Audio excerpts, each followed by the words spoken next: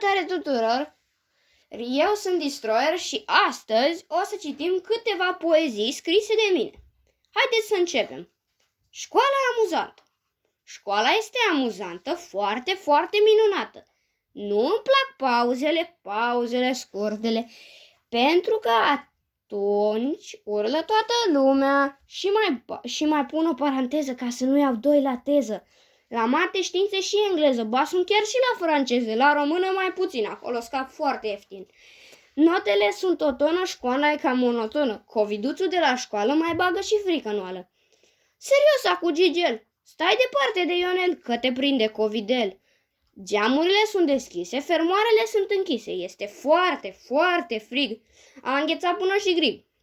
Masca asta ca o fogă te strânge până te sufocă.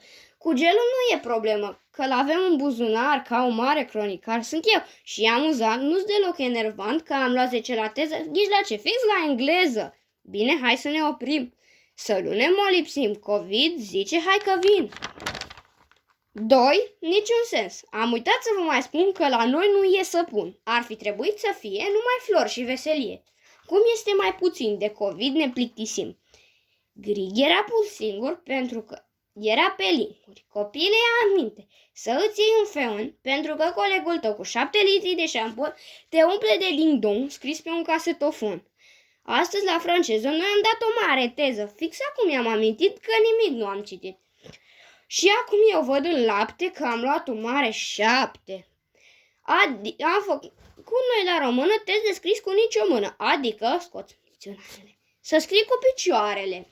Matematica e grea, nu e favorita mea, pentru că ai calcule și puterile în doi toate fiarele. Scrie Gică pe caiet cum să facă un cornet. Tabla e scrisă pe loc, dacă nu calculezi eu. Sâc, pisica face, profesora se întoarce. Dacă n-aduci baloanele, ai cam încurcat borcanele.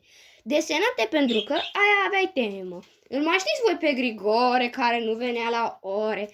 Acum e mare campion la pronume din franceză. Mon, ton, son. Gata, citește repede, că-ți pierzi caietele. Și ai grijă să nu te ia boala aia, eu nu ia. 3. Deștept cum se cuvine. Azi avem ora de sport. Pentru unii e un tort, pentru alții îmi pare rău.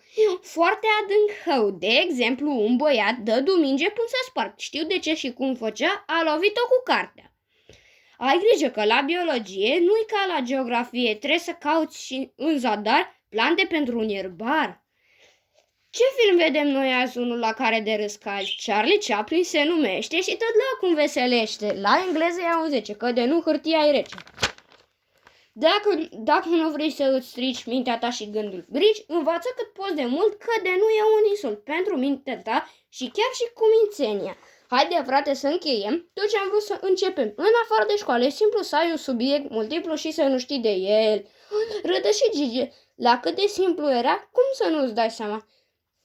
Și acum noi terminăm prima trilogie, urmată o să fie de alta, cine știe?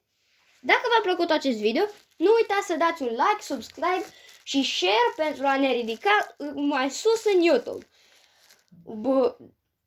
Cum spuneam, pa, pa!